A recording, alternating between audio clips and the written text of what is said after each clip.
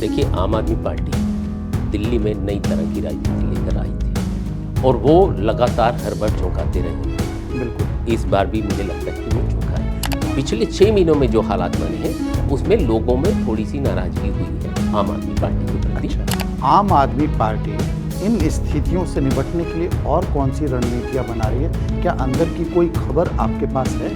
10 साल शासन करने के बावजूद भी आम आदमी पार्टी कहीं पिछड़ी हुई नजर नहीं आती। दिल्ली विधानसभा चुनाव फरवरी में होने हैं, तो इस दिल्ली विधानसभा चुनाव में क्या होने जा रहा है, इस पर बातचीत करने के लिए मैं अनुराग अन्वेषी आपके सामने हूं और डीएनए के यूट्यूब चैनल की ओर से आपका स्वागत करता हूं। आज इस विषय पर हमारे साथ बातचीत करने के लिए मौजूद हैं दिल्ली चुनाव को लगातार देखने वाले शख्स गुलशन राय खत्री। नमस्ते गुलशन जी। नमस्कार। एक बार फिर से आपका हमारे स्टूडियो में स्वागत है। धन्यवाद। गुलशन जी, इस बार हम लोग बातचीत करेंगे आपके बारे में, यानी आपके बारे में नहीं, आम आदमी पार्टी के बारे में। बिल्कुल। तो ये जो आप कितने बदल गए हैं, यह सवाल मेरा पहला सवाल है। इसे आप अपने आप से न जोड़ें, पार्टी से जोड़ें। देखिए, आम आदमी पार्टी दिल्ली में नई तरह की राजनीति लेकर आई थी और वो लगातार हर बार चौंकाते रहे। बिल्कुल। इस बार भी मुझे लगता है कि वो चौंकाएंगे। देखिए, यहाँ पर मज़े की बात तो ये है, यानी मेरे लिए मज़े की बात कहना थोड़ा अटपटा है फिर भी, कि इस बार भी आम आदमी पार्टी चौंका रही है। चौंका इस अर्थ में रही है कि जिसने लोगों का भरोसा जीता था कि बहुत ईमानदार पार्टी है, आज उसी का मुखिया, उसी का सुप्रीमो, राष्ट्रीय संयोजक जेल काट कर आया है। तो ये भी चौंकाने वाली बात है। बिल्कुल ठीक बात है कि आप जो कह रहे हैं कि ये तथ्यात्मक है, तथ्य है और ये फैक्ट है, सबके सामने है कि मुख्यमंत्री अरविंद केजरीवाल को जेल जाना पड़ा है। लेकिन हम ये एक तरफा नहीं कह सकते हैं कि वो भ्रष्ट हो ही गए। नहीं, ये मैं कतई नहीं कह रहा हूँ कि वो भ्रष्ट हैं जी। हाँ। लेकिन उन पे आरोप लगे हैं। उनका पक्ष ये है कि हम लोगों को जानबूझ के फंसाया गया है, बीजेपी की केंद्र की सरकार है और उनका तर्क है। और तर्क क्या है, उनका भी एक तथ्य है कि देश भर में जहाँ भी देखें कि गैर भाजपा नेता जो हैं उनको जेल भेजा गया है, उन पे भ्रष्टाचार के आरोप लगे हैं। और सच्चाई ये है कि इनसे पहले 2013 में कांग्रेस के नेताओं पर भी बहुत भ्रष्टाचार के आरोप लगे थे। बिल्कुल। कॉमनवेल्थ गेम्स में भी लगे थे। और अब तक कुछ एक को छोड़ दें, मुझे नहीं लगता राष्ट्रीय स्तर पर जो हुए चारा घोटाले उनको छोड़ दें तो अब तक कोई आरोप साबित हुए हों। केस बहुत लंबे चलते हैं। मुझे लगता है कि केजरीवाल जी का केस भी चलेगा। जब तक अदालत का फैसला नहीं आता तब तक हम उनको क्लीन चिट भी नहीं दे सकते और भ्रष्ट भी नहीं। बिल्कुल। एक सवाल अचानक मन में पैदा हुआ आपके की बातों से ही। झारखंड के मुख्यमंत्री को भी जेल भेजा गया था जी। और वहाँ भाजपा औंधे मुँह गिरी जी।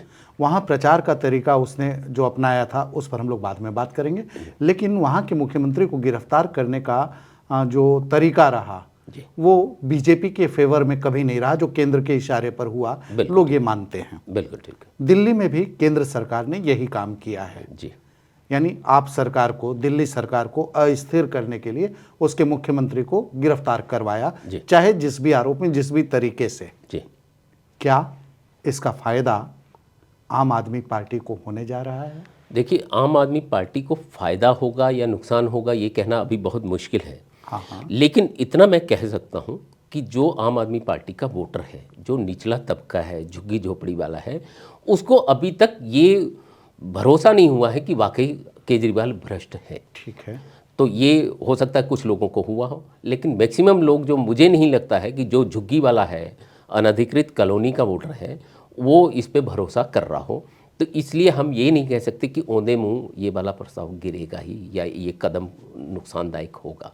तो ये अभी कहना जल्दबाजी होगी।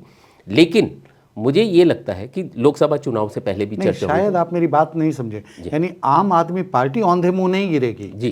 यानी जिन लोगों ने गिरफ्तार करवाया, क्या उनकी योजना औंधे मुंह गिरेगी? उनकी योजना, अगर आप ये मान के चल रहे हैं कि उनकी सरकार नहीं बनेगी तो मान सकते हैं, लेकिन मुझे ऐसा नहीं लगता कि वो बिल्कुल ही उनका फ्लॉप हो जाएगा।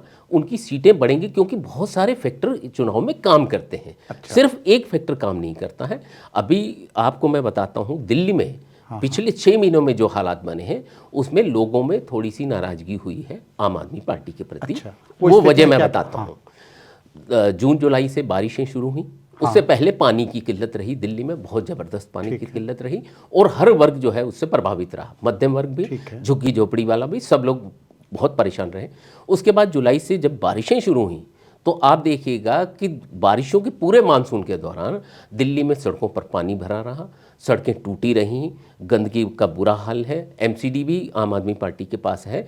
तो वो जो नुकसान है वो मुझे लगता है आम आदमी पार्टी के लिए ज़्यादा चिंता की बात है। इस बीच मैं देख रहा हूं कि आम आदमी पार्टी ने जो अपने उम्मीदवार लगातार खड़े किए, यानी उसने 70 सीटों पर एक तो अपने उम्मीदवार डिक्लेयर कर दिए जी, लेकिन इन 70 सीटों में ढेर सारे लोगों की सीटें बदल गई, कैंडिडेट बदल गए। जैसे मनीष सिसोदिया जो माने जाते हैं कि केजरीवाल के दाहिने हाथ हैं जी, उनकी सीट भी बदल दी गई जी। इस रणनीति के पीछे की वजह? देखिए, सिर्फ आपने 2 लोगों के नाम लिए हैं, एक 2 लोग, मनीष सिसोदिया का ही नाम लिया, जबकि सच्चाई है कि उन्होंने कम से कम 20, लगभग 20 उम्मीदवार बदले हैं सीटों से। मनीष सिसोदिया को तो सीट बदली है, लेकिन इन्होंने लगभग 20 उम्मीदवारों को ड्रॉप किया है, नए चेहरे लाए हैं। वो एक चतुराई भला गेम है, राजनीति में चतुराई होती है। मोदी साहब जब गुजरात में थे वो भी यही करते थे, यहाँ भी उन्होंने किया है। तो अरविंद केजरीवाल ने वो भी कोशिश की है, क्योंकि उनको पता है एंटी इनकम्बेंसी काम करेगी, तो उसको ख़त्म करने के लिए उन्होंने लगभग 20 उम्मीदवार बदले हैं। इसी तरह से मनीष सिसोदिया जो हैं, उनका पिछली बार अगर आप रिजल्ट देखें तो जो मतगणना चल रही थी, अंतिम दौर में जाके वो कहीं जीते, क्योंकि कई बार वो पीछे रहे, आगे रहे, पीछे रहे, और उनका शिक्षा मॉडल के तौर पर केजरीवाल का वो एक चेहरा थे, शिक्षा मॉडल। अगर वहाँ हार जाते तो बहुत दिक्कत होती। इस बार उस चीज़ से सबक लेते हुए उनको लगा कि वहाँ पे दिक्कत हो सकती है। मनीष सिसोदिया की सीट बदली है, उनको जंगपुरा में लाए हैं। हालांकि जंगपुरा में अब क्या होगा हालात, इसमें थोड़ी इसलिए चिंता की बात है, हालांकि कि कांग्रेस वहाँ से अगर मुस्लिम कैंडिडेट को उतार रही है और वहाँ पे मुस्लिम और सिख बहुल हैं, और बीजेपी किसी सिख को उतारती है, उम्मीदवार बनाती है, तो वहाँ भी दिक्कत हो सकती है मनीष सिसोदिया के लिए। बिल्कुल। तो आम आदमी पार्टी इन स्थितियों से निपटने के लिए और कौन सी रणनीतियाँ बना रही है? क्या अंदर की कोई खबर आपके पास है? देखिए, वो लगातार चौंका रहे हैं। अभी शुरुआत में बीजेपी के अभी उम्मीदवार भी नहीं उतरे हैं। आज पहली बार प्रधानमंत्री नरेंद्र मोदी दिल्ली में कुछ अनाउंसमेंट करने जा रहे हैं, कुछ चीज़ों का उद्घाटन करने जा रहे हैं। तो वो बीजेपी का आज से शुरू होगा। लेकिन अरविंद केजरीवाल पिछले 1 महीने से लगातार नई घोषणाएं कर रहे हैं। उन्होंने महिला सम्मान योजना शुरू की, जो महाराष्ट्र में बीजेपी के लिए बहुत कारगर साबित हुई है, मध्य प्रदेश में हुई है, लेकिन यहाँ पे अरविंद केजरीवाल ने, झारखंड में भी ऐसी योजना कामयाब हुई, यहाँ अरविंद केजरीवाल ने उसने लीड ली है। उन्होंने 2100 रुपये, और बहुत जगह लोग वो कैंप लगा रहे हैं, लोगों से फॉर्म भरवा रहे हैं, तो उसका असर मुझे लगता है कि आम आदमी पार्टी को फ़ायदा कुछ ना कुछ मिलेगा। उसके बाद उन्होंने बुजुर्गों की हेल्थ के लिए घोषणा की, उसके बाद संजीवनी योजना, उसके बाद उन्होंने जो धार्मिक स्थलों पर पुजारी ग्रंथियों को उनके लिए किया।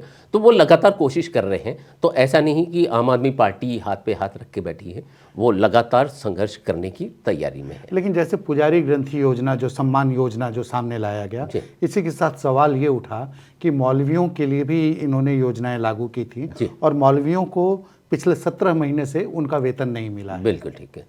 तो ऐसे में इनकी योजनाएं कितनी साकार होती दिखेंगी, कितना असर कर पाएंगी वोटरों पर? इन योजनाओं को साकार होंगी या नहीं होंगी, ये काफ़ी कुछ इस बात पर निर्भर करता है कि बीजेपी और कांग्रेस वोटर्स में किस तरह से इस चीज़ को लेके जाते हैं, लोगों को किस तरह से भरोसा दिलाते हैं कि ये योजना है, पिछली बार ये कारगर नहीं हुई, लागू नहीं हुई, अब नई घोषणाएं कर रहे हैं। तो ये इस बात पे डिपेंड करता है कि ये दोनों पब्लिक को कितना समझा पाते हैं। अगर नहीं समझा पाए, परसेप्शन का खेल है राजनीति में, और फिलहाल जो मुझे लग रहा है वो परसेप्शन ये बना है कि केजरीवाल जो है उन्होंने घोषणा की है, और बहुत सारी महिलाएं जो हैं फॉर्म भर रही हैं, धार्मिक स्थलों के जो पुजारी हैं वो बहुत खुश लग रहे हैं। लेकिन ये डिपेंड करेगा कि अगले कुछ दिनों में कांग्रेस और बीजेपी इस मामले में क्या करने जा रहे हैं, वो कितने कामयाब रहते हैं। तो गुलशन जी, आखिरी बात बिल्कुल साफ सुनना चाहूँगा आपके मुंह से कि ये जितनी योजनाएं ये केजरीवाल सामने ला रहे हैं जी, ये आम आदमी पार्टी के लिए संजीवनी का कितना काम करेंगी? देखिए, मुझे जो लग रहा है कि आज की डेट में, तारीख में, क्योंकि चुनाव तो कभी भी पलट सकता है, अभी बहुत दूर है। 1 महीने का टाइम चुनाव राजनीति में बहुत लंबा होता है। बिल्कुल। लेकिन आज की डेट में भी 10 साल शासन करने के बावजूद भी आम आदमी पार्टी कहीं पिछड़ी हुई नज़र नहीं आती है। अभी भी वो तीनों पार्टियों में आगे नज़र आ रही है। नंबर 1 और नंबर 2 की लड़ाई जो है आम आदमी पार्टी और बीजेपी के बीच में है कि नंबर 1 दोनों में से कौन आता है, दोनों कर रहे हैं। लेकिन आज की डेट में ऐसा हम नहीं मान सकते कि आम आदमी पार्टी तीसरे नंबर पे है या दूसरे नंबर पे है। अभी भी वो जो हालात हैं उसमें दिख रहा है कि वो आगे हैं, प्रचार में आगे हैं। लेकिन ये डिपेंड करेगा अगले 1 महीने में किस तरह के बीजेपी कैंडिडेट देती है, किस तरह के बाकी बचे हुए कांग्रेस के कैंडिडेट आते हैं, किस तरह का कैंपेन चलता है, ये डिपेंड करेगा चुनाव के नतीजों पर। तो गुलशन जी, अब मैं देखता हूँ आगे भविष्य में कि आपकी घोषणाएं कितना कारगर होती हैं, और दर्शकों आप देखिएगा आप यानी आम आदमी पार्टी को कितनी संजीवनी मिल पाती है। हम दोनों की बातचीत कैसी लगी आपको कमेंट बॉक्स में लिखकर ज़रूर बताएं। शुक्रिया गुलशन जी। धन्यवाद।